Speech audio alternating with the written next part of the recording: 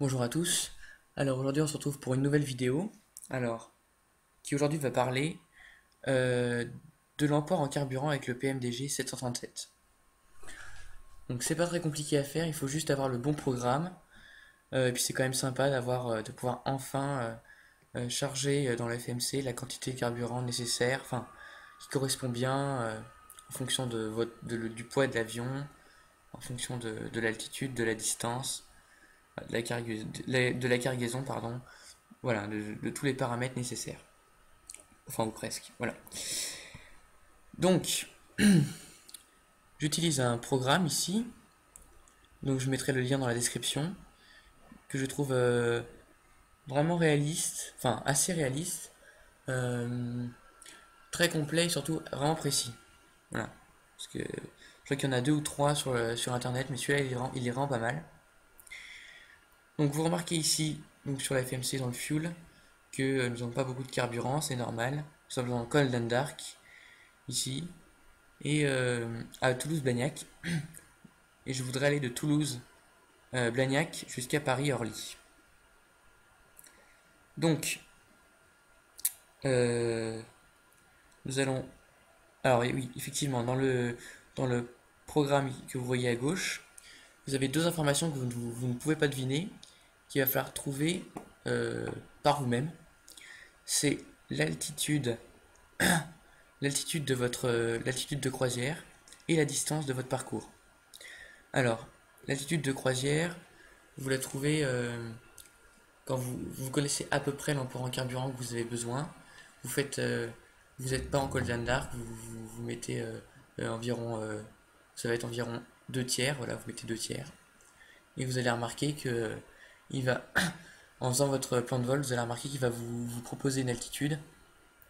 Euh, donc ça va être environ cette altitude-là. Mais de toute façon, pour tous les vols long courrier, surtout vous connaissez après la distance, c'est environ, enfin c'est l'altitude c'est les contrôleurs aériens qui vous le diront. On va dire que les contrôleurs nous donnent le niveau de vol, euh, bon, allez, 351. Donc vous rentrez ici, 351, et vous rajoutez 2 zéros, voilà, 35 100 pieds. Et la distance, alors la distance, vous êtes obligé de pas être, vous êtes obligé de, en fait c'est dans la page legs, donc vous n'êtes pas en cold and dark, vous rentrez votre route, vous allez en page legs et vous allez calculer la somme de toutes les distances entre chaque point. Moi je l'ai déjà fait, donc ça va vous donner environ, enfin pour ce vol-là, en comptant tous les seeds, les stars et l'altitude de croisière, ça va vous donner 380 000 nautiques environ. Enfin, non, 380,6 ou quelque chose comme ça. Ensuite, donc, nous allons revenir ici. Donc, vous allez en haut à gauche.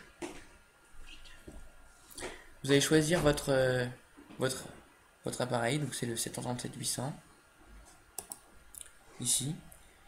Vous êtes en LB. Ici. Donc, c'est l'unité.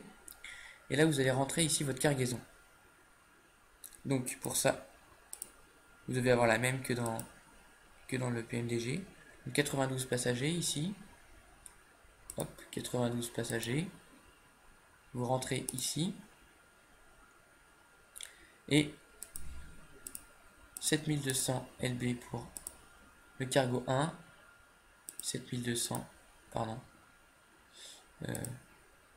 7000. Bon voilà, vous avez juste à écrire, à taper sur les touches et vous entrez avec int. Voilà. Là, il va vous donner un zero fuel weight. Très important, gardez-le bien dans un coin. Voilà. Donc ensuite, ici nous allons continuer. Nous avons déjà rentré les deux premiers champs. Vous avez ici la distance pour un aéroport alternatif. Je mets le standard 100 000 nautiques. Utilisation de l'APU qui va durer en standard 30 minutes. Utilisation du taxi qui va durer 15 minutes. Enfin, le temps de roulage de taxi. Et ici, c'est le fuel que vous avez besoin en supplémentaire. Je vais l'utiliser pour le circuit d'attente. Donc, je vais mettre 2000 lbs. Donc voilà, c'est la quantité de carburant nécessaire en plus, voilà, pour le circuit d'attente. Ce qui est marqué en rouge, donc c'est ce que vous ne pouvez pas dépasser. Et ici, si vous avez besoin d'un problème, si par exemple vous n'avez pas la bonne, si vous cherchez les initiales ou vous cherchez l'unité, voilà, c'est ici. Ensuite, vous faites calculer le fuel, et là, il vous calcule ce dont vous avez besoin. Donc ça, nous allons le rentrer derrière.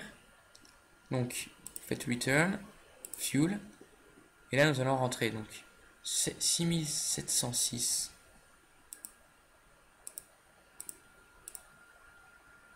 Ici, et 6706 ici. Voilà. Donc là, vous avez votre carburant qui est rempli. Donc, je vais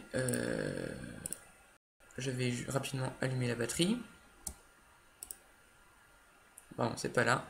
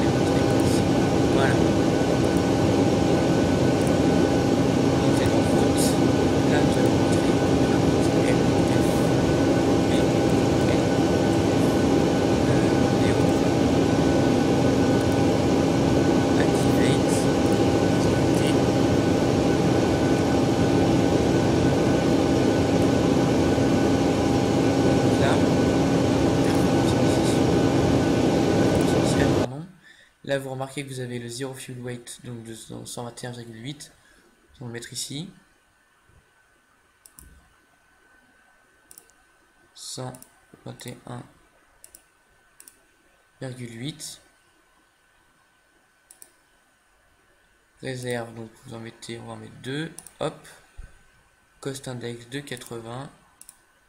Là, il va vous proposer donc une altitude de croisière. 39.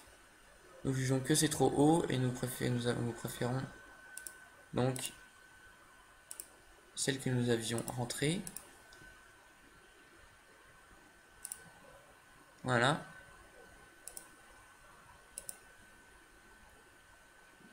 Et voilà. Maintenant, vous avez donc votre plan de vol. Donc là, vous voyez, vous mettez 5 degrés de volée. Donc vous avez votre fuel.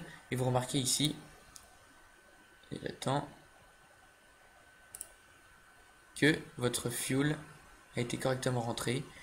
Et que maintenant, vous pouvez tout simplement, vous avez maintenant une quantité de carburant précise. Et maintenant, vous pouvez faire ça à chaque fois. Sachant que si vous refaites plusieurs fois le vol, dans un sens ou dans l'autre, vous pouvez remettre exactement la même quantité de carburant, ça reviendra au même. Voilà. J'espère que vous avez bien compris comment ça marchait, comment on rentrait la quantité de carburant. J'espère que ça vous aura aidé et à bientôt.